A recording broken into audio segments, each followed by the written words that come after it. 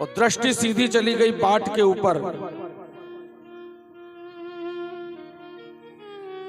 महात्मा रुक गए, सीधे दुकान पर पहुंचे। अरे भाई,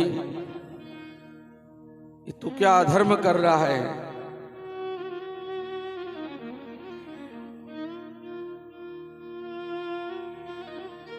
मांस बेच रहा है, वो तेरा कर्म होगा, लेकिन उसके साथ साथ एक और अधर्म जिससे तू ये तोल रहा है ना, ये भगवान शालिग्राम की मूर्ति है।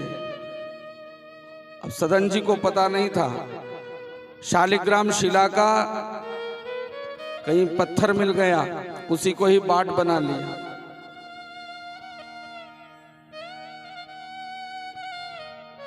तू नरक में जाएगा। भगवान से जो शालिग्राम शिला है,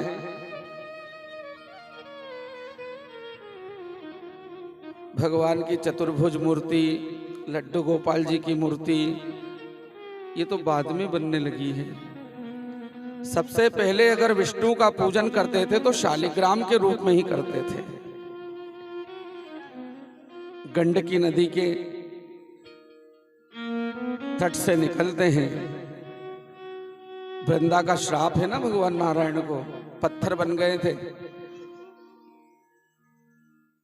जो वही वृंदा ये तुलसी बनी है। विष्णु के रूप में शालिग्राम का पूजन करते थे और शिव के रूप में नर्मदा के जो कंकर निकलते हैं,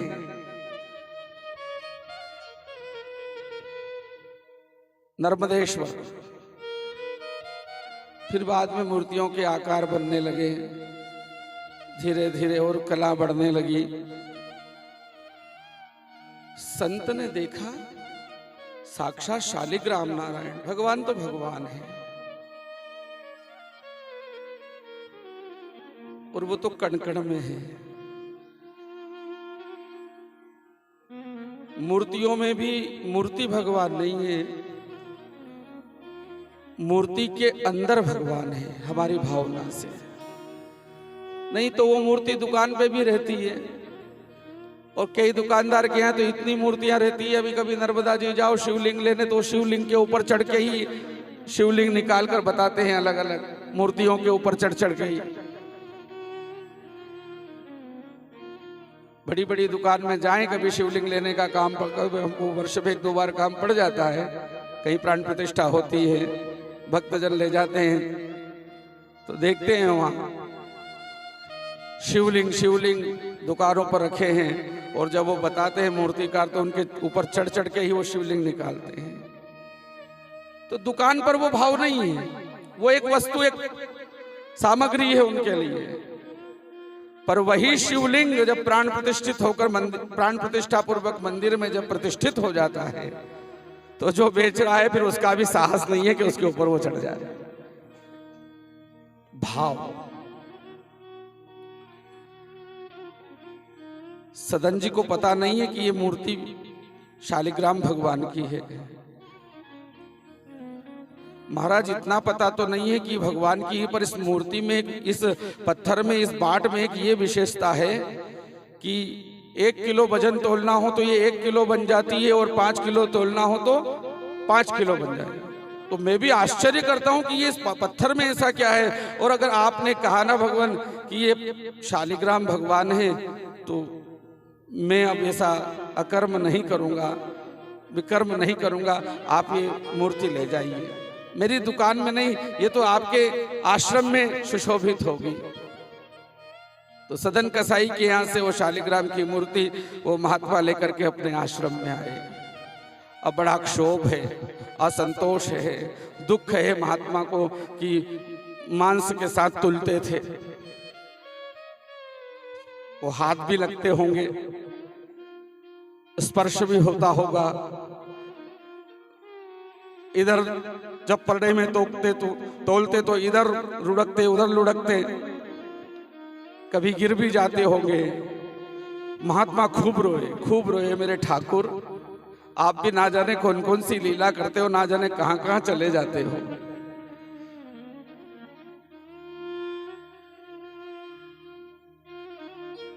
गंगा जल से स्नान कराया, गौमूत्र से पंचगव्य बना करके पंचामृत से खूब पवित्र किए। देखो, ये भी भगवान ने भक्त को ही दिया है कि भक्त चाहे तो वो भगवान को भी पवित्र करने लग जाता है।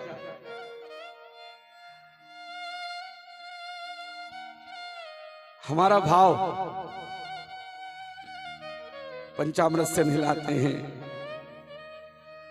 रसों से नहलाते हैं, ये उसकी कृपा है।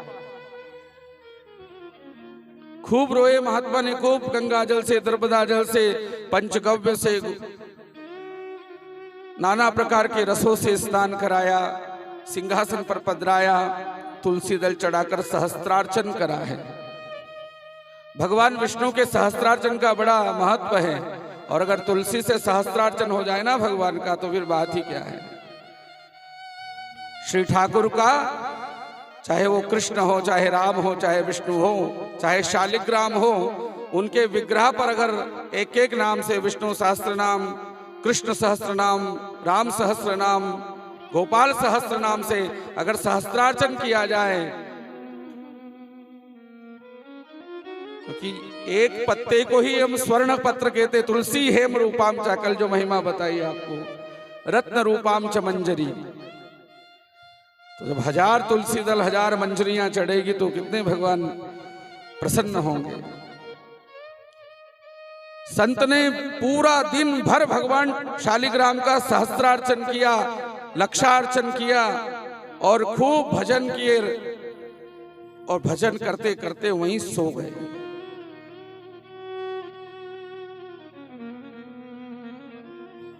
और जैसे ही नींद आई ना, तो स्वप्न आ गया।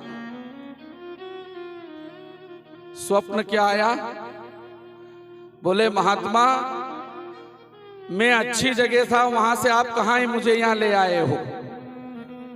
देखो, स्वप्न में क्या कह रहे हैं कि कहा मैं अच्छी जगह था, रोज पलना झूलता था। अब बताओ, भगवान कह रहे कि अच्छी जगह कहां? कसाई के घर पलवे में। बोले जब वो उठा करके तोलता था तो इधर लुढ़कता था, उधर लुढ़कता था, तो मुझे झूला झूलने का सुख मिलता था। और वो कोमल कोमल जब स्पर्श करता ना, तो उसके स्पर्श से मुझे बड़ा आनंद आता।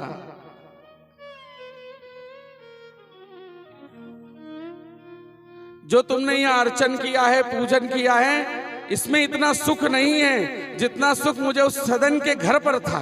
बताइए, भगवान की लीला। मुझे यहां अच्छा नहीं लग रहा है। संत फिर भगवान के आगे क्या बोल सकते हैं? प्रभु, जैसी आपकी इच्छा। इतना गंगा जल से स्नान कराया, पंचामृत से स्नान कराया, तुलसी चढ़ाई, उसमें भी सुख नहीं समझा, और आप तो कसाई के घर ही रहना चाहते हो। चलिए, भोर होते ही वो महात्मा सदन कसाई के यहाँ चले गए। भैया, ये तेरे ठाकुर जी, ये हमारे यहाँ प्रसन्न नहीं है।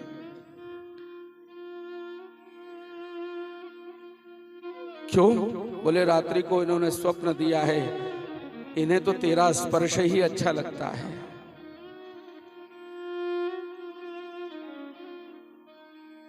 सदन जी को उसी समय वैराग्य हो गया कि भगवान मुझ पर इतना अनुग्रह करते हैं, उनकी इतनी बड़ी कृपा है कि मेरे यहाँ इस मांस की दुकान पर वो प्रसन्न थे, मेरे स्पर्श से।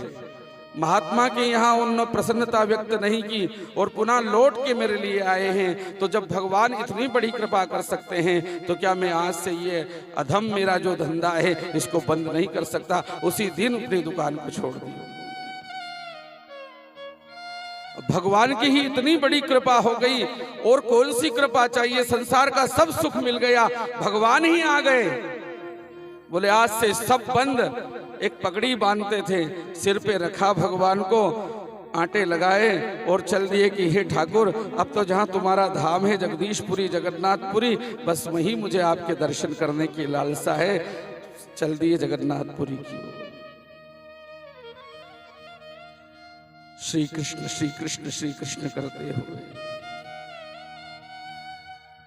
पद यात्रा होती थी, साधन थे नहीं, रात्रि पड़ी, विश्राम करना है, तो एक पति पत्नी रहते थे, उनके घर रात्रि उन्होंने निकालने का विचार किया। सदन जी हट्टे कट्टे थे, बड़े सुंदर थे, अच्छा रूप और लावण्य था, सौंदर्य था। रात्रि में जब रुके तो जिसके घर पे रुके वो महिला इन पर आसक्त हो गई।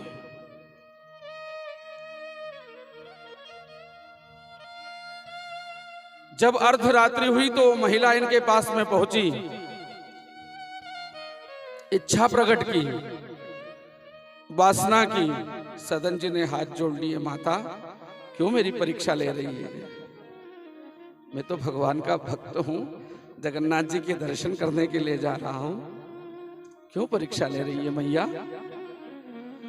उसके मन में विचार आया, मेरा पति अंदर है इसलिए ये भयभीत हो रहा होगा। इतना उसके ऊपर काम चढ़ा कि वो घर में गई, कुल्हाड़ी ली और कुल्हाड़ी से उसने अपने पति की गर्दन काट दी। बोले अब तो तुम्हारा डर समाप्त हो गया, अब तो हम दोनों हैं, स्वच्छंद रह सकते हैं, अब तो विवाह कर लो। बोले माता नहीं, भूल है ये आपकी।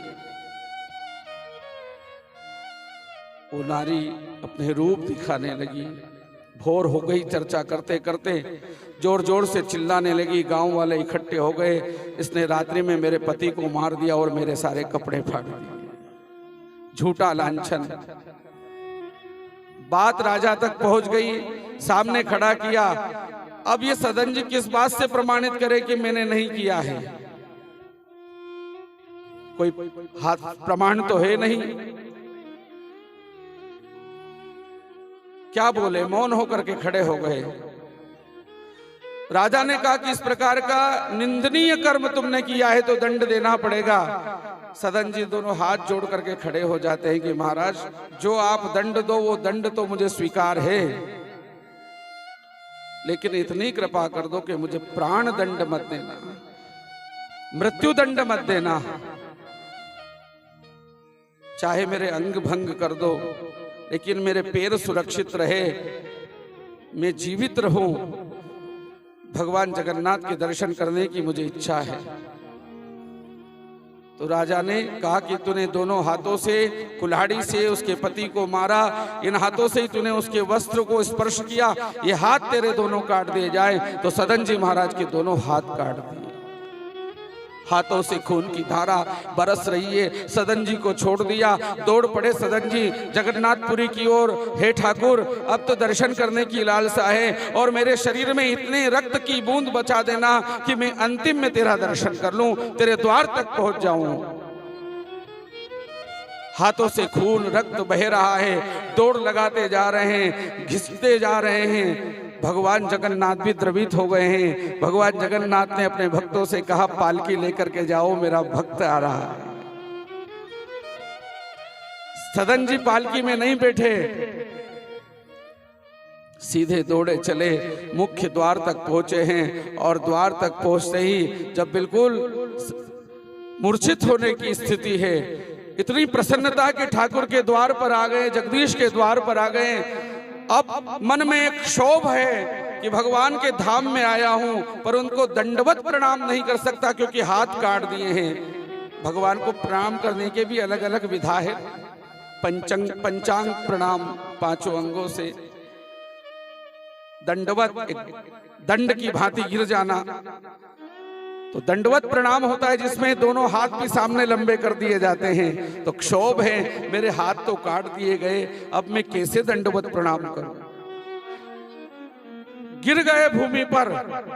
भगवान की ऐसी कृपा हुई, दंडवत प्रणाम करने की इच्छा, तो श्री जगन्नाथ, श्री ठाकुर अकारण करुणा वरुणालय, अपार करुणा सिंधु है ना, परमात्मा की ऐसी कृपा हुई कि जो दोनों हाथ कटे थे वो दोनों हाथ पुनः व्यवस्थित हो गए। सदन जी महाराज के दोनों हाथ, और ऐसी दिव्यता, ऐसी चैतन्यता, ऐसा रूप लावण्य पुनः प्राप्त हुआ कि सदन जी को कुछ हुआ ही नहीं है। ये भगवान की कृपा है। भक्ति उदास थी तो नारद जी ने यही तो कहा था भक्ति से, श्री कृष्ण चरणाम भोजम दुखम स्मरम गमिष्यति। भगवान के चरणों के भजन से सारे दुखों का, भगवान के स्मरण से सारे दुखों का विनाश होता है। भगवान कहते हैं अहम भक्त पराधीना।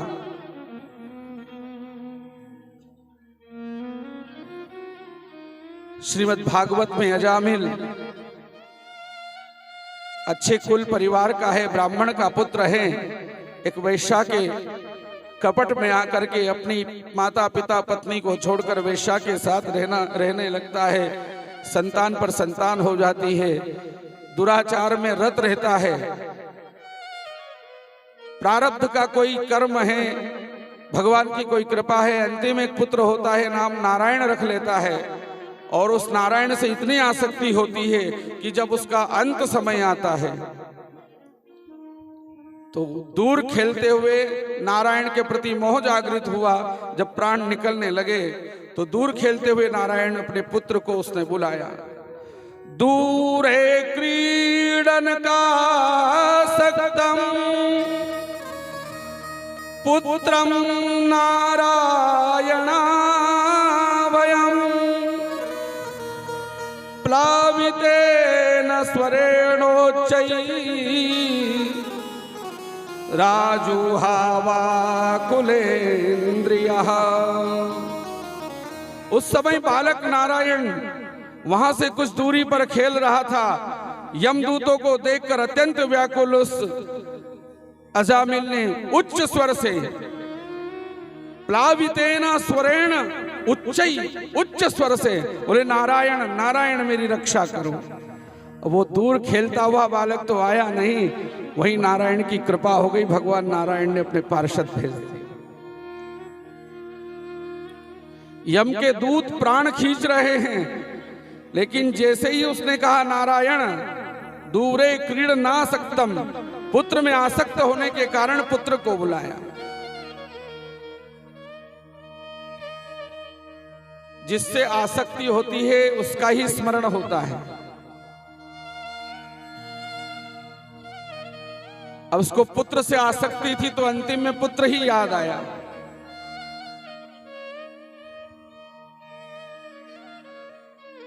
और उसने नारायण शब्द का उच्चारण करा, नारायण। तो भगवान भी देर नहीं करते, अपने पार्षद भेज देते हैं। और जब भगवान के पार्षद आए ना तो यम दूतों से उस पीड़ित अजामिल को छुड़ा दिया। यम के दूतों ने कहा कि आप कौन हैं? तो विष्णु पार्षदों ने कहा हम वैकुंठ से आए हैं, विष्णु पार्षद हैं। क्यों आए? बोले इसकी रक्षा के लिए। बोले महाराज इसने तो जीवन भर वैश्यावृत्ति की है, लोगों को लूटा है, हत्याएं की है, ये दुराचारी है, पापाचारी है। बोले चाहे वो कुछ भी हो, पर अंत में इसने नारायण का स्मरण किया है। अंते नारायण स्मृति। कल की जो पूरी कथा चली थी, अंत में नारायण का, वो इस बात को सिद्ध कर रही है इस कथा के प्रसंग से कि चाहे जीवन भर दुराचार किए, लेकिन अंत में चाहे पुत्र के मोह में, देखो आग पर हाथ जानबूझकर रखे तो भी आग अपना प्रभाव दिखाएगी, और अज्ञानता से हाथ अगर जाए आग पर तो भी आग अपना प्रभाव दिखाएगी। जानबूझकर अग्नि रखेंगे तो भी हाथ जलना है, और अज्ञानता में आकर हाथ गया तो भी हाथ को जलना है। जानबूझकर बिजली को हाथ लगाओ तो करंट लगना ही है, और अज्ञानता से अगर हाथ चला गया तो भी करंट लगना ही है। तो भगवान का नाम चाहे जानबूझकर हो, चाहे अज्ञानता से हो, चाहे हंसते हो, चाहे रोते हो, चाहे गाते हो, चाहे खाते हो, चाहे पीते हो, चाहे सोते हो, चाहे जिस अवस्था में हो, अपना काम दिखाएगा। बोले अंत में इसने नारायण का स्मरण किया है। हम अपना धर्म निभाने आए हैं। तो बोले महाराज धर्म क्या है? वेद प्रणिहितो धर्मो यधर्मस्तद विपर्ययाः वेदो नारायणा साक्षात् स्वयंभूरिति सुश्रुमा।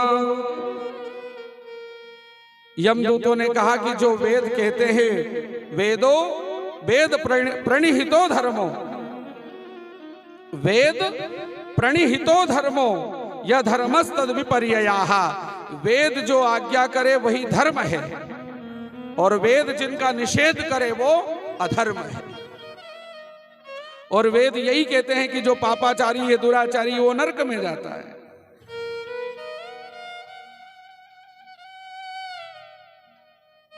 बोले भगवान ने आखिरी में कह दिया है गीता में, चाहे कोई पापाचारी दुराचारी हो, सर्वधर्मान् परित्यज्य मामेकं शरणं मम, जो मेरी शरण में आ जाता है तो उसके सारे पाप से मुझसे मुक्त कर देता हूं।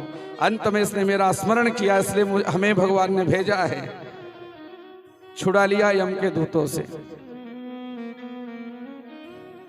निंद्रा इसकी खुली और अब ये पश्चाताप की अग्नि में जलने लगा। बोले पुत्र की आसक्ति में मैंने नारायण का उच्चारण किया, जिससे भगवान की इतनी बड़ी कृपा हो गई। अगर समर्पण भाव से भगवान का भजन करता तो साक्षात भगवान ही दिख जाते। केवल पुत्र आसक्ति में ही भगवान का स्मरण हुआ नाम का, तो भगवान ने विष्णु पार्षदों को भेज दिया। अगर समर्पण भाव से उनका जाप होता, नाम होता, सुमिरन होता, तो निश्चित भगवान की कृपा, भगवान दर्शन ही देते हैं। ये भगवान के नाम की महिमा है। अजामिल ने उसी दिन से भगवान का बिल्कुल निर्मल मन से, अविचल, बिना विचलित हुए भगवान के भजन को आरंभ कर दिया, तो इस भव से वो पार हो गया। उस दिन उसे बोध आ गया, भगवान ठोकर देते हैं और ठोकर खा के अगर समझ जाएं तो वो समझ है। जीवन में हमें भी बहुत ठोकर आती है, अगर हम समझ गए और सही मार्ग पर चलने लग गए तो फिर पार है। अजामिल को ठोकर लगी तो उसे पश्चाताप हुआ। बोले केवल पुत्र के आसक्ति के कारण स्मरण करने से विष्णु पार्षद आ जाते हैं, तो अगर स्वच्छ निर्मल मन से अविचल भगवान का स्मरण होगा तो साक्षात भगवान के ही दर्शन होंगे, नारायण के ही दर्शन होंगे। उसी दिन से सारे दूषित कर्म उसने छोड़ दिए और भगवान के नाम का उसने जाप करना शुरू किया। भव से पार हो गए भव से पार लेकर नाम तेरा, हो गए भव से पार लेकर नाम तेरा, हो गए भव से पार लेकर नाम तेरा, हो गए भव से पार लेकर नाम तेरा।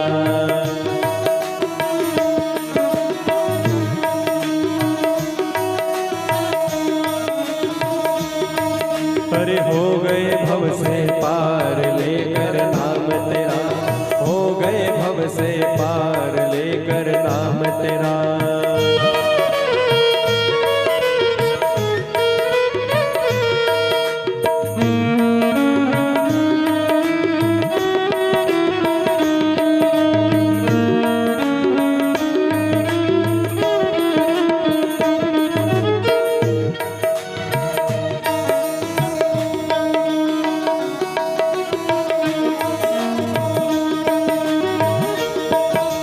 वाल्मीकि दीन दुखी था, वाल्मीकि दीन दुखी था, बुरे कर्म में सदा लीन था, बुरे कर्म में सदा लीन था।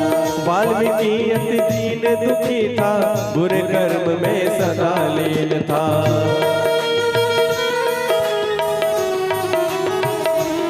हो करी रामायण तैयार लेकर नाम तेरा, हो रामायण तैयार लेकर नाम तेरा, हो गए भव से पार लेकर नाम तेरा, हो गए भव से पार लेकर नाम तेरा।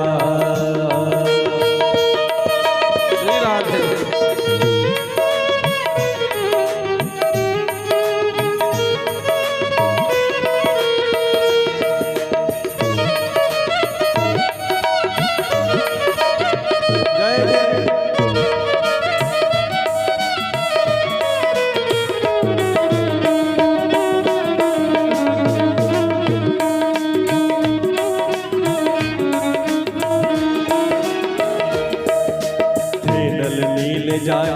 वानर थे, नल नील जात के वानर, राम नाम लिख दिया शिला पर, राम नाम लिख दिया शिला पर। हे नल नील जात के वानर, राम नाम लिख दिया शिला पर, हे नल नील जात के वानर, राम नाम लिख दिया शिला पर।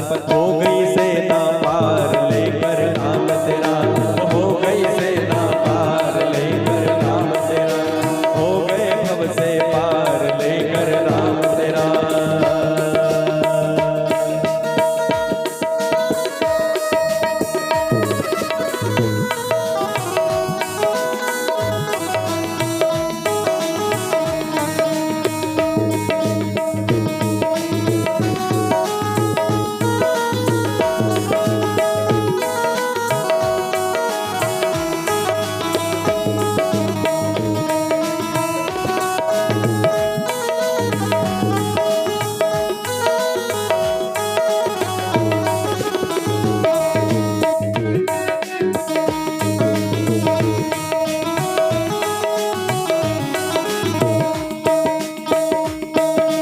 भरी सभा में द्रुपद दुलारी, भरी सभा में द्रुपद दुलारी, कृष्ण द्वारिका नाथ पुकारी, कृष्ण द्वारिका नाथ पुकारी। भरी सभा में द्रुपद दुलारी, कृष्ण द्वारिका नाथ पुकारी, भरी सभा में द्रुपद दुलारी, कृष्ण द्वारिका नाथ पुकारी।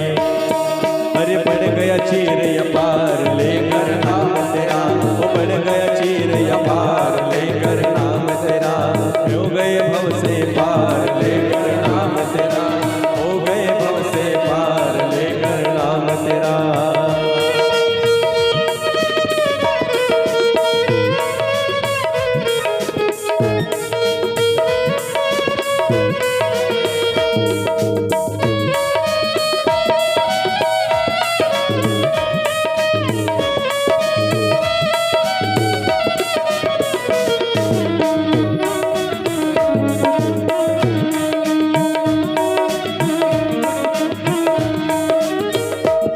अरे गजने आधा नाम पुकारा, गजने आधा नाम पुकारा, गरुड़ छोड़ कर उसे उबारा, गरुड़ छोड़ कर उसे उबारा।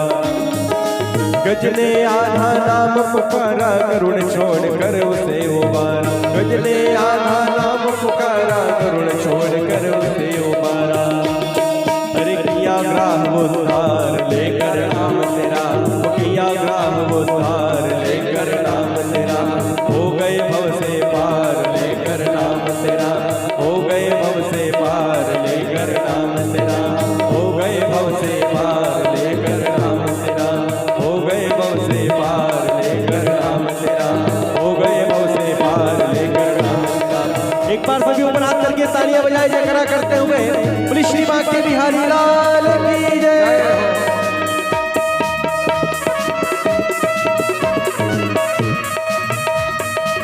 राम राम की लूट है, लूट सके तो लूट, अंतकाल पछताएगा जब प्राण जाएंगे छूट। हो गए भव से पार लेकर नाम तेरा, हो गए भव से पार लेकर नाम तेरा, हो गए भव से पार लेकर नाम तेरा, हो गए भव से पार लेकर नाम तेरा, हो गए भव से पार लेकर नाम तेरा। हो गए भव से पार लेकर नाम तेरा, हो गए भव से पार लेकर नाम तेरा। वाल्मीकि ने जीवन भर लूट खसूटी की थी, पर नारद जी की कृपा हो गई, नाम मिला तो उल्टा नाम ले ले करके ही भगवान राम के जन्म से पूर्व ही वाल्मीकि रामायण रच डाली है। नल नील ने पत्थरों पर नाम अंकित करके सेना को सागर से पार करा दिया है, सेतु बांध करके।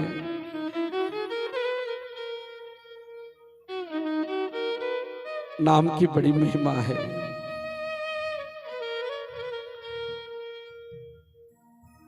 ना गंगा ना गया सेतुर,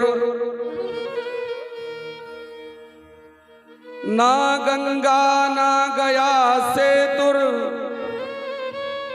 न काशी न च पुष्करम, जिह्वाग्रे वर्तते यस्य हरिरित्यैद्वयक्षरम। अगर जिह्वा के अग्रभाग में हरि है तो फिर गंगा का भी पुण्य है, फिर गया और काशी और समझो पुष्कर में भी नित्य हैं आप। ना गंगा ना गया सेतुर, गया अगर हरि है तो समझो गया भी नित्य हो रही है, और अगर हरि शब्द है ना नहीं है, हरि शब्द अगर नहीं है जिह्वा के अग्र में, तो फिर तो गंगा काशी ये भी केवल एक श्रम पूर्वक यात्रा है। क्यों? हरिर हरति पापानी, उनको हरि इसलिए कहा है कि वो पापों को हरते हैं। प्रणत जनानाम पापम हरति इति हरि, जो प्रणत जन हैं उनके पापों को हरते हैं, इसलिए वो हरि है। हरिहरति पापानि दुष्ट चित्तैर अपि स्मृतः, अनिच्छयामि संस्पृष्टो दहत्येव हि पावका। अगर दुष्ट चित्त मनुष्य के द्वारा स्मरण किए जाने पर भगवान श्री हरि सारे पापों को हर लेते हैं। अगर चित्त में दुष्टता भी हो, निर्मलता है तो बात अलग ही है, लेकिन अगर दुष्ट चित्त भी हो और हरि का जाप, वही प्रसंग चल रहा है ना अजामिल का, कितना दुष्ट चित्त था, लेकिन पुत्रासक्ति में नारायण पुकारा, हरि पुकारा तो पार्षद आ गए। निर्मल मन से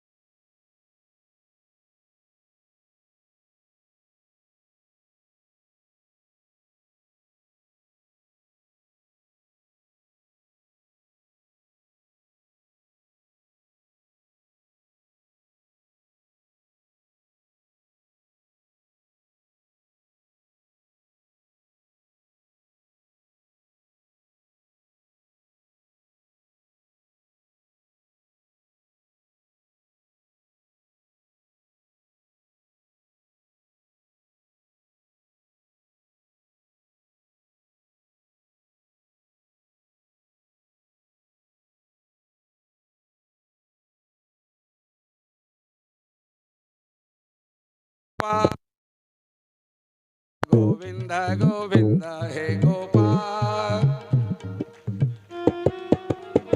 हे गोपाल राधा कृष्ण गोविंद गोविंद हे गोपाल, राधा कृष्ण गोविंद कृष्ण गोविंद गोविंद कृष्ण गोविंद गोविंद कृष्ण, कृष्ण गोविंद गोविंद कृष्ण गोविंद गोविंद कृष्ण गोविंद, हे गोपाल राधा कृष्ण गोविंद गोविंद हे गोपाल राधा कृष्ण गोविंद गोविंद।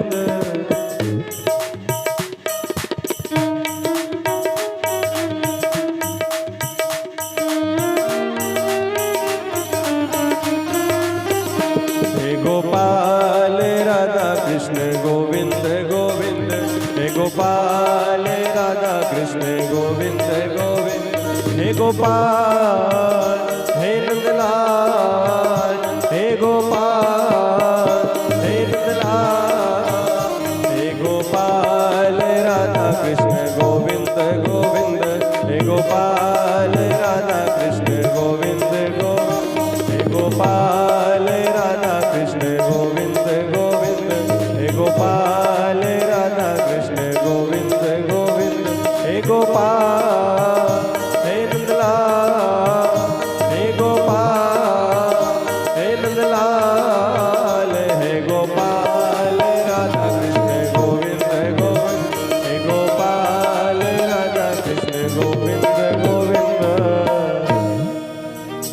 ऋग्वेदोऽथ यजुर्वेद सामवेदो अथर्वणः अधीतास्तेन येनोक्तम् हरिरित्यद्वयक्षरम्।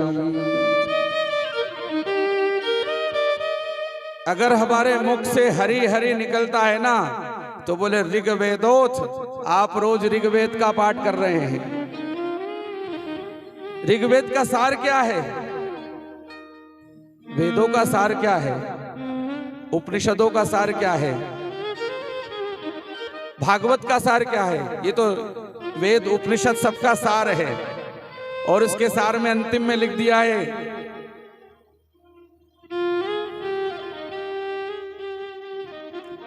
पूरी श्रीमद् भागवत रचने के बाद में अंतिम में नाम संकीर्तनम यस्य,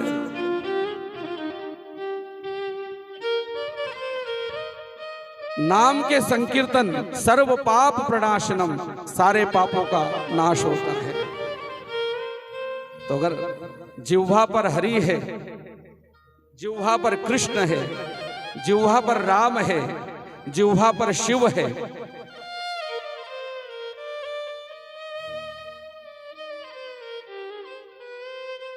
समझो आपने ऋग्वेद के पाठ कर लिए हैं। ऋग्वेदोथ यजुर्वेदः,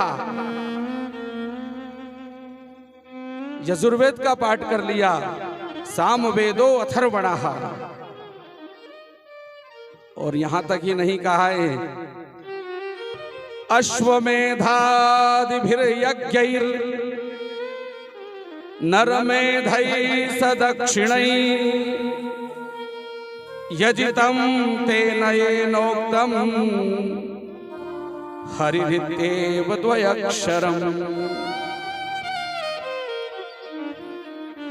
हरि के उच्चारण के साथ अगर हरि का उच्चारण किया है तो उस उच्चारण से सदक्षिणा के साथ अगर अश्वमेध यज्ञ, नरमेध यज्ञ, आजकल तो ये सब इसके कोई अब पात्र भी नहीं है, ना कोई इसके अधिकारी है।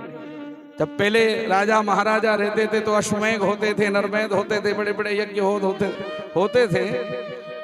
वो बड़े बड़े यज्ञ, वाजपेयी आदि यज्ञ, तो दक्षिणा के साथ वो यज्ञ संपन्न करने का जितना पुण्य मिलता है वो केवल हरि जी के, क्योंकि ये जो ऋतु है ना, ऋतु ये नाम की ही ऋतु है। कलयुग केवल नाम आधारा। परीक्षित जी महाराज ने इसे आश्रय भी इसलिए दिया है। सारे चाहे अवगुण हैं, लेकिन इसमें ये गुण है कि इसमें जो नाम का आश्रय लेगा उसका बेड़ा पार हो जाए। यत् फलम नास्ति तपसा ना योगे ना समाधिना तत्फलम लभते सम्यक कलौ केशव कीर्तनात्। कलिकाल में केवल केशव के कीर्तन से ही वो फल मिल जाता है। और उदाहरण प्रस्तुत किया जामिल का।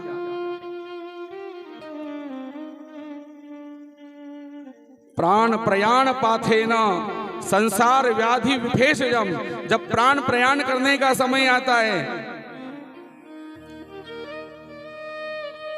हम एक नगर से छोड़ करके दूसरे नगर में जाते हैं, तो दूसरे नगर में या कहीं भी यात्रा पे जाते हैं तो यात्रा के लिए कुछ राशि चाहिए ना। और एक राष्ट्र को छोड़कर दूसरे राष्ट्र में जाते हैं तो फिर वहां तो मुद्रा भी बदल जाती है। तो जब इसको छोड़कर के परलोक की जब यात्रा होती है तो उस समय की मुद्रा क्या है, उस समय की राशि क्या है? प्राण प्रयाण पाथेयम संसार व्याधि विभेषजम दुख क्लेश परित्राणाम हरिरित्येव द्वयक्षरम। जब एक राष्ट्र से दूसरे राष्ट्र जाकर मुद्रा बदल जाती है यहीं धरती पर, तो यहां से परलोक की जब यात्रा होती है तो वहां कौन सी राशि और कौन सी मुद्रा? तो जो भगवान के नाम की जो राशि है, क्योंकि यहाँ अगर खजाने भरे हैं तो वो यहीं तक सीमित रह जाएंगे। धनानि भूमौ, ये पूंजी तो यहीं तक की है, लेकिन वहां के लिए भी पूंजी चाहिए ना, वहां भी कोष भरा हुआ रहना चाहिए। प्राण प्रयाण पाथे न, प्राण प्रयाण करने के समय जो मार्ग व्यय चाहिए, बोले वो भगवान के नाम की ही राशि है, वो भगवत नाम की ही राशि है। वो राशि ही वहां पाथेय का काम करती है, वही मुद्रा का काम करती है, वो राशि ही काम में आने वाली है। हरिर नाम इति द्वयक्षरम, यह श्वासो नहीं विश्वासो कदा रुद्धो भविष्यति, इस श्वास का कोई विश्वास नहीं है कब ये अवरुद्ध हो जाए। इसलिए कहा है कीर्तनीयम बाल्यात हरेर नामैव केवलम, जब से बोध हो जाए तब से ही भगवान के नाम का कीर्तन शुरू कर देना चाहिए। कीर्तनीयम बाल्यात हरेर नामैव केवलम।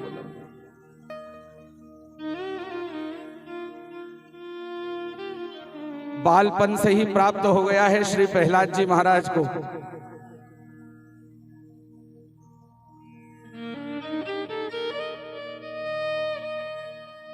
और बालपन क्या, मां के गर्भ से ही प्राप्त हो गया है। प्रहलाद जी महाराज का प्रसंग सबको याद है।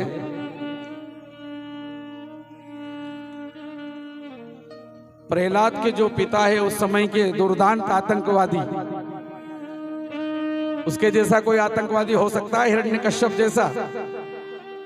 आज के आतंकवादी तो कुछ क्षेत्र तक सीमित है, कुछ राष्ट्र तक सीमित है, लेकिन उसका आतंक तो देवताओं को भी था। और ऐसा आतंक कि उसके बिना पत्ता नहीं हिलता था। इंद्रादि देवता भी भयभीत होते थे उसके नाम से। लेकिन दुर्दांत आतंकवादी का पुत्र भी भगवान का परम भक्त,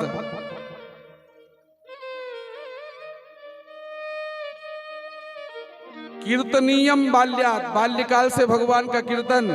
तो उसके पुत्र ने क्यों बाल्यकाल से ही कीर्तन? क्योंकि जन्म के पूर्व ही उसको भगवान का नाम मिल गया है मां के गर्भ में।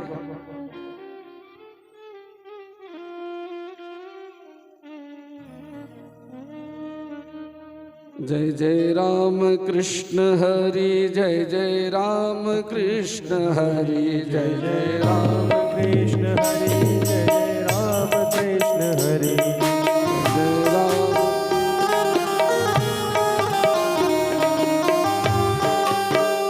सुनाते हैं और आज जो सुनना चाहिए वही सुनाते हैं। जो आज हमको सुनना चाहिए, सुनाने की तो बहुत दुकानें हैं, लेकिन जो सुनना चाहिए वही सुनाते, इसलिए इनका बहुत बहुत स्वागत है। इतनी व्यस्तता के बाद भी शिक्षा में विभाग में हैं, कृषि से भी संपन्न हैं, उसके बाद भी ये समय अगर निकल रहा है तो महादेव की कृपा है। और ये आप सब हमारे लिए ही है ना। बहुत बहुत स्वागत।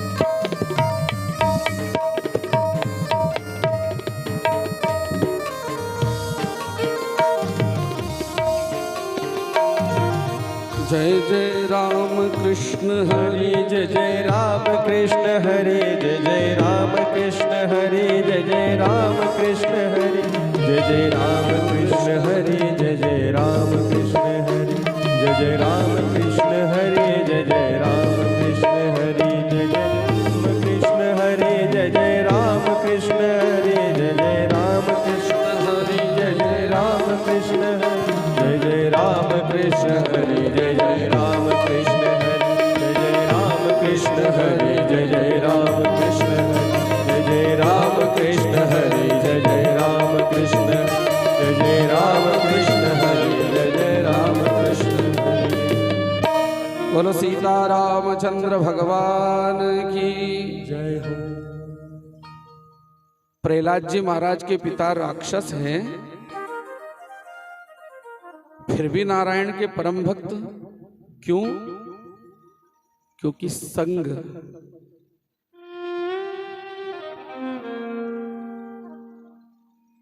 हिरण्यकश्यप जब तपस्या के लिए गए थे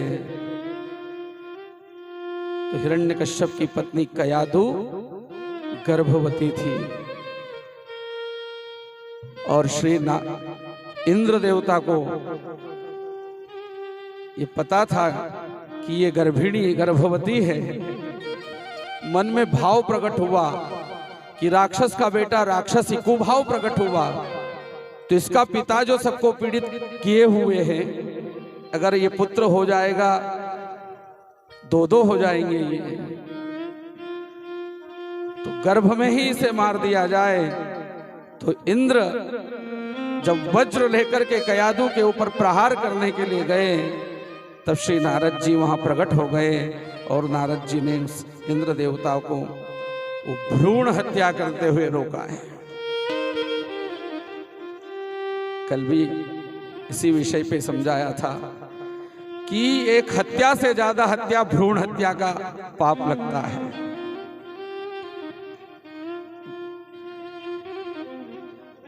नारद जी ने यही कहा है कि जिसको किसी हमारा सामर्थ्य नहीं है कि हम किसी को जीवन दान दे दें, जब जीवन दान का सामर्थ्य नहीं है तो जीवन लेने का अधिकार भी किसने दिया? और यहां किसी की इच्छा से किसी का जन्म नहीं होता है। आप चाहो कि बेटा हो जाए कि बेटी हो जाए, ये सब प्रभु की इच्छा से ही होता है। हम दूषित विचारों के कारण पुत्र मोह में, पुत्र लालसा में, पुत्रेष्ठा में जो भ्रूण हत्या करते हैं, उसके परिणाम थोड़े दिन के लिए तो मन मीठा हो जाता है, लेकिन अगर ऐसी स्थिति जिनके यहाँ बनती है ना, उनके यहाँ आगे चलकर भयावह स्थिति बनना है, क्योंकि एक हत्या से भी ज्यादा पाप भ्रूण हत्या का है। गर्भ में किसी को मारना, जिसने अभी संसार देखा ही नहीं है। नारद जी ने कहा ये क्या निश्चितता है कि ये आपका शत्रु बने? हो सकता है आपका हितकारी भी बन जाए, आपका हितैषी भी बन जाए। ले आए आश्रम पर कयाधु को, और नारद जी का आश्रम तो फिर देवऋषि नारद का आश्रम है। नित निरंतर वीणा के तार पर नारायण नाम का आराधन हो रहा है, नित निरंतर। बाहर वीणा के तार पर और मन की वीणा में भी। तो बाहर की वीणा से मन की वीणा में श्वास श्वास में वो आरंभ हो जाए, तो नारद जी का वो जाप, उसका प्रभाव उस गर्भस्थ शिशु जो आतंकवादी का पुत्र था, दुराचारी और दुरात्मा राक्षस का पुत्र था, पर नारद जी के संग के साथ, भगवान के कीर्तन की कृपा से, भगवान के भजन की महिमा से, भगवान के नाम स्मरण की महिमा से, भगवान के नाम के जाप की महिमा से, भगवान के सुमरण की महिमा से, वो राक्षस पुत्र भी भगवान का बहुत बड़ा भक्त बना। और भक्त नहीं, भगवान के पार्षद हुए। और पार्षद ही नहीं, महाभागवत में से एक भागवत श्री प्रहलाद जी है, जो आज भी भगवान श्री नारायण के समीप में रहते हैं, नारायण के निकट ही निवास करते हैं, केवल नाम की महिमा से। नित निरंतर नारद जी नारायण नारायण नारायण नारायण। तो हमारे यहाँ तो शास्त्रों में बातें आती ही हैं कि गर्भ से संस्कार शुरू हो जाते हैं, और हमारे यहाँ तो 16 संस्कार का विधान भी है। अगर उत्तम संतान चाहिए तो संस्कार से संतति हो। हमारे यहाँ गर्भाधान का भी संस्कार है और शास्त्र ने तो यहां तक की व्यवस्था कर दी है कि विधि पूर्वक अगर गर्भाधान हुआ तो आपकी इच्छा होगी बेटा तो बेटा ही होगा और आपकी इच्छा होगी बेटी तो बेटी ही होगी। उसके लिए दिन भी निश्चित कर दिए हैं। विज्ञान ने आज बताया है कि कन्या कौन सी कुक्षी में रहती है, पुत्र कौन सी कुक्षी में रहता है। हजारों वर्ष पूर्व हमारे ऋषि मुनियों ने यह रच डाला है। संस्कार की महिमा है। 16 संस्कार गर्भाधान के क्या साहब, अब तो विवाह कुछ संस्कार बचे हैं, जिसमें एक मुख्य संस्कार विवाह संस्कार बचा है जो सबके यहाँ होता है। लेकिन उस विवाह संस्कार को भी हमने इतना बिगाड़ लिया है, शराब पी करके तो यज्ञ में बैठ रहे हैं, वहां आहुति दे रहे हैं, फेरे ले रहे हैं।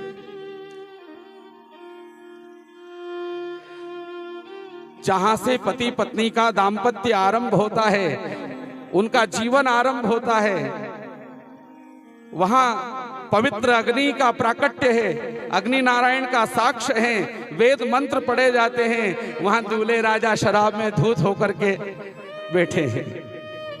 आज की ये स्थिति है।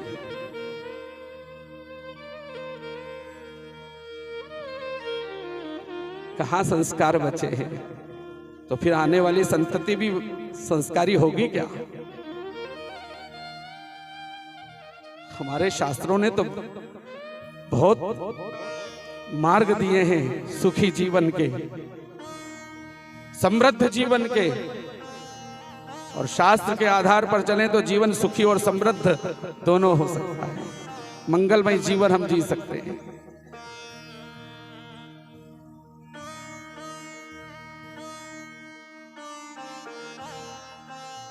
जो लग्न निश्चित होता है उस पे लग्न नहीं होते हैं, फिर कहते हम दुखी हैं। बोले 3 महीने बाद तलाक हो गया, दारू पी के तो आहुति दी। वहां भी पंडित जी जल्दी कर देना। 2 दिन 3 1 2 दिन की शादी करते, 50 60 लाख लगाते हैं फुगड़ता में, खाने पीने में, और जहां मुख्य कार्य है। आप बताओ, एक विवाह में क्या 50 लाख लगते हैं? वहां मंडप नीचे कितना खर्च करते हैं आप? 50 ग्राम घी की आहुति में पूरा विवाह हो जाता है। एक विधि पूर्वक शुद्ध व्यवस्थित सात्विक विवाह किया जाए तो 5000 रुपए भी खर्च नहीं है उस विवाह में। कितना खर्च करते हैं मंडप नीचे आप? और 3 दिन इधर भटके उधर भटके, ये खाया वो पिया, इधर घूमे उधर घूमे, और जब फेरे का समय दिन आए रहे जल्दी कर देना, बैठा ही गए। कितनी लज्जा की बात है। जहां संस्कार हो रहा है तो फिर कहां से? फिर 3 महीने बाद तलाक ही होता है।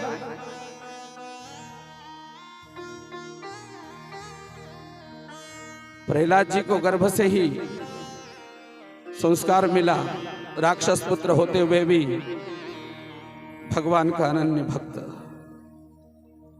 और ऐसा अनन्य भक्त कि हिरण्यकश्यप भी उसके लिए भयभीत हो गया है। कथा का तो बहुत विस्तार है, पर गुरुकुल जब छोड़ा, गुरुकुल से आए, हिरण्यकश्यप प्रसन्न होकर प्रहलाद जी को अपनी गोदी में बिठाते हैं, पूछते हैं बेटा क्या सीखा, क्या अच्छा लगा? भगवान की महिमा का ही वर्णन किया है। दूसरी बार फिर भेजा, फिर बुलाया, फिर पूछा, तो अब तो नवदा भक्ति ही बता दिए। श्रवणम कीर्तनम विष्णु स्मरणम पाद सेवनम अर्चनम वंदनम सख्यम दास्यम आत्मनिवेदनम। भगवान राम जैसे शबरी माता को नवदा भक्ति बताते ही भगवान से। देखो, भक्ति का सीधा सरल अर्थ है जुड़ जाना। भक्ति भक्त ने जुड़ना और विभक्त ने बढ़ जाना, दूर होना। तो भगवान से हमारा जुड़ाव कैसे हो? तो जो राम जी भगवान ने बताए उस 9 भक्ति के अनुसार चलें या प्रहलाद जी महाराज ने, एक ही बात है, कैसे भी हो जुड़ जाएं। तो प्रहलाद जी महाराज ने पहली भक्ति कौन सी बताई है? श्रवणम, जो हम सब कर रहे हैं। श्रवणम, अगर सुनना आरंभ कर दिया ना, और कल कथा में भी यहां परीक्षित जी ने पूछा किसका श्रवण करें, पहले स्कंद के 19वें अध्याय आखिरी श्लोक में किसका श्रवण करें, तो यहां प्रहलाद जी भी कह रहे हैं श्रवणम। और हमको क्या सुनना चाहिए? वेद नारायण ने कहा ना, भद्रं करणे भी शृणुयाम, वो सुने जिससे आपका भद्र हो। अब आपको निश्चित करना है कि हमारा भद्र किससे होगा। इतना तो भगवान की कृपा है, पर कभी सभी हम जानते बूझते हैं कि ये गंदा है, तो भी विवेक की हीनता के कारण जानते हैं बूझते हैं, तब भी उसी का चयन होता है। लेकिन सत्पुरुषों का साथ होता है तो श्रवणम जितना हो सके ज्यादा से ज्यादा हम सद सुने, जिससे हमारा कल्याण हो। हम सब बैठे हैं, समझो भगवान से ही जुड़े हैं। श्रवणम, कीर्तनम, भगवान का कीर्तन, ये भगवान से दूसरा जुड़ाव है। विष्णु स्मरणम, भगवान की स्मृति, भगवान के चरणों की सेवा, पूजा आराधना। अर्चनम, वंदनम, भगवान की वंदना। भगवान के सखा बन जाओ, सख्यम। देखो सुदामा जी बने, सखा भक्ति से ही भगवान रस प्राप्त हुए कि नहीं हुए। और वो भी ना हो, दास्यम, दास बन जाए, प्रभु मैं तो आपका दास हूं। और वो भी ना हो ना, तो आत्मनिवेदनम, अपने आप को निवेदित कर दें। अब सौंप दिया इस जीवन का सब भार तुम्हारे हाथ में। आत्मनिवेदन, बहुत सुंदर स्तुति है भगवान की। आइए भावपूर्वक हम करते हैं। भाव प्रकट हो अंदर से, और कभी न कभी तो फिर स्थिति बन ही जाएगी।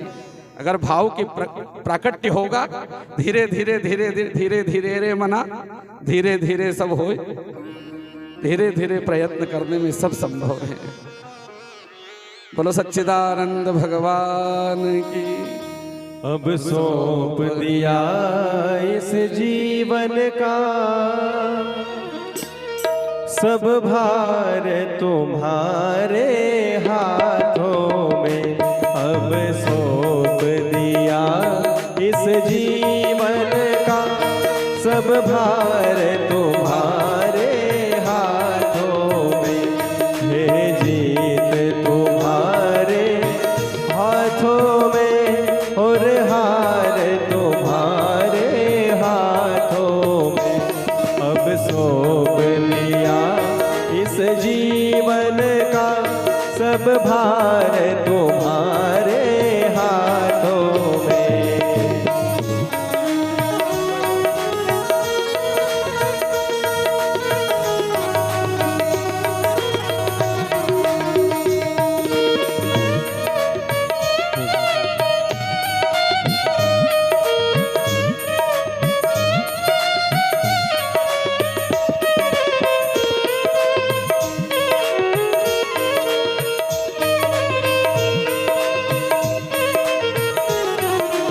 हमारे बीच में श्रीमान संतोष जी चोरे एवं परिवार इंदौर से हमारे बीच में पधारे पर जोरदार ताली बजाकर अभिनंदन कीजिए। श्रीमान संतोष जी चोरे एवं परिवार। श्री हरि। भैया का केवल YouTube के माध्यम से ही अभी अभी 2-4 दिन पहले ही संपर्क हुआ है। YouTube पर छोटा सा चैनल है, पंडित दिनेश दुबे गुरु जी के नाम से, इस पे कथाएं आती हैं। तो भैया संपर्क हुआ, और हर वर्ष दिसंबर के महीने में तीर्थ में भागवत कराते हैं। जगदीशपुरी में हो ना, जगन्नाथ हो चुके और वृंदावन। तो इनकी इच्छा हुई कि अगर भगवान ने कृपा की तो द्वारिकानाथ आए हैं, द्वारिकाधीश, योग बनेगा तो होगा, चलेंगे। जय हो। अब सौंप दिया इस जीवन का सब भार तुम्हारे हाथों में।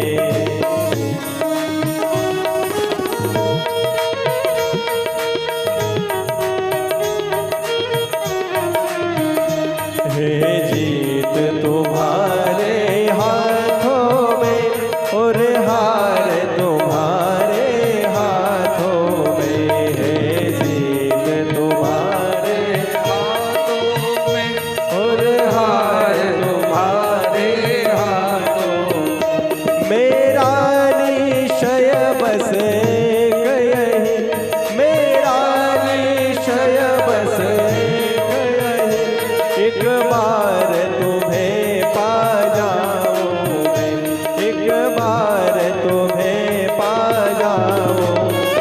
अर्पण कर दूं दुनिया भर का, अर्पण कर दूं दुनिया भर का, सब प्यार तुम्हारे हाथों में। अब सौंप दिया इस जीवन का सब भार तुम्हारे हाथों में।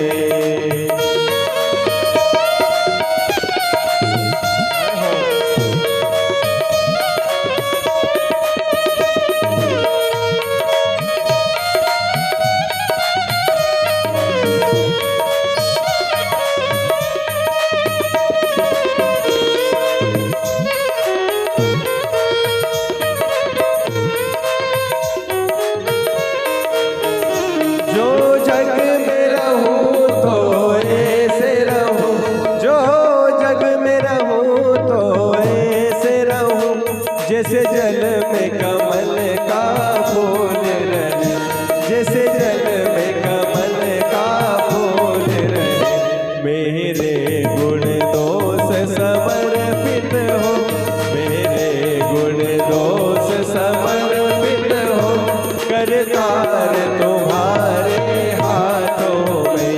अब सौंप दिया इस जीवन का सब भार तुम्हारे हाथों में। जय हो।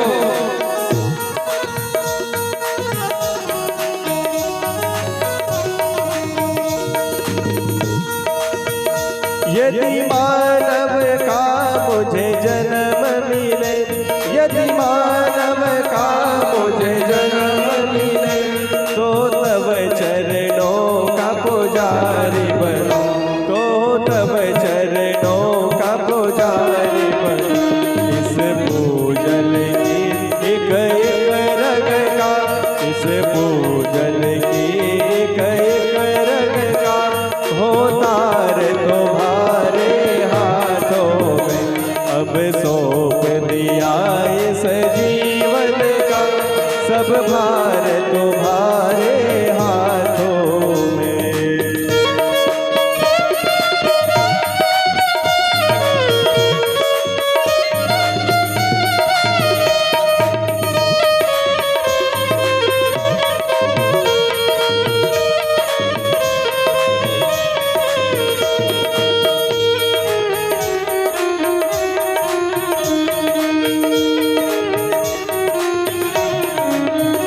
जब जब संसार का गेदी बनो, जब जब संसार का गेदी बनो, निष्काम भाव से कर्म करो, निष्काम भाव से कर्म करो। फिर अंत समय में प्राण तजो, फिर अंत समय में प्राण तजो। निराकार तुम्हारे हाथों में। अब सौंप दिया इस जीवन का सब भार तुम्हारे हाथों में। ये जीत तुम्हारे हाथों में और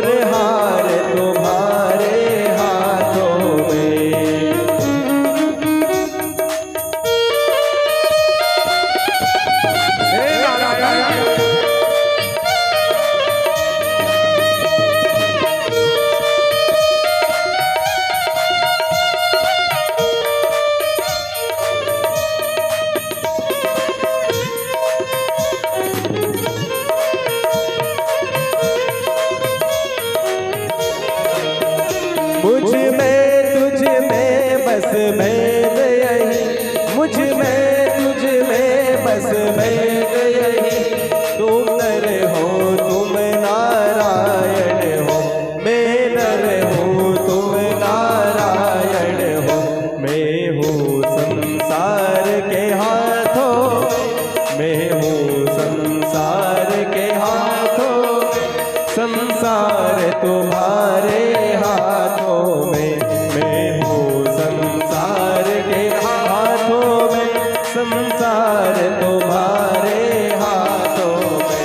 अब सौंप दिया इस जीवन का सब भार तुम्हारे हाथों में। अब सौंप दिया इस जीवन का सब भार तुम्हारे हाथों में। आप भी अपने जीवन का भार भगवान को सौंप दे और फ्री हो जाए। जयकारा करते हुए बोले सच्चे दरबार की जय। अब सौंप दिया इस जीवन का सब भार तुम्हारे हाथों में। अब सौंप दिया इस जीवन का सब भार तुम्हारे हाथों में। है जीत तुम्हारे हाथों में और हार तुम्हारे हाथों में। अब सौंप दिया इस जीवन का सब भार तुम्हारे हाथों में। अब तो बस यही भाव बन जाए, इसका सीधा सा अर्थ है त्वमेव माता च पिता त्वमेव, त्वमेव विद्या द्रविणम त्वमेव। त्वमेव माता च पिता त्वमेव, त्वमेव बंधु च सखा त्वमेव, त्वमेव विद्या द्रविणम त्वमेव, त्वमेव सर्वम मम देव देव। उधर बुद्ध कौशिक ऋषि कहते हैं ना, माता रामो मत पिता रामचंद्र, स्वामी रामो मत सखा रामचंद्र, सर्वस्वं मे रामचंद्रोर दयालोर, नान्यम जाने नैव जाने न जाने। प्रहलाद का भी वही भाव है कि अब तो माता रामो मत पिता रामचंद्र, स्वामी रामो मत सखा रामचंद्र, सर्वस्वम में रामचंद्रोर दयालुर, नान्यम जाने नहीं बजाने। बहुत डराया धमकाया, लेकिन आत्मा आनंद में आनंदित है। तो चाहे बंदी गृह में डाला तो भी भाव भंग नहीं हुए, पर्वतों से गिराया गया, जल में बहाया गया, हाथियों के पैर में कुचलवाने का प्रयत्न कराया गया, चाहे तीक्ष्ण तीखे शस्त्रों का प्रहार कराया गया, लेकिन हर परिस्थिति में प्रहलाद जी सुरक्षित रहे। और यहाँ तक कि अभी अभी हमने पर्व मनाया होली का, डुंडा जो अपनी गोद में बिठा करके वन्नी का आवाहन करके ब्रह्मा जी से जिसने वर मांगा था अग्नि स्नान का, आज भगवान ने अपने वर को भी बदल दिया है। प्रबल प्रेम के पाले पड़कर प्रभु को नियम बदलते देखा, अपना मान टले टल जाए भक्त का मान टलते देखा। और यही नहीं, जब जब भी भक्त पर बात आती है ना,